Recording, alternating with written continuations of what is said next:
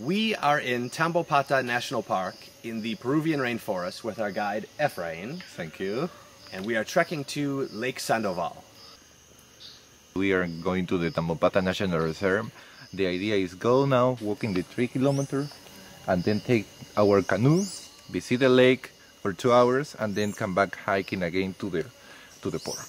We are going looking for otters, anacondas, and caimans. Also, we have macaws, and they are more surprised, like monkeys maybe. The brown capuchin, the saddleback tamarins. Also, we have howler, the red howler monkeys. All those animals we have option to see here. Now look at this. We must be coming out on Lake Sandoval. Right up here.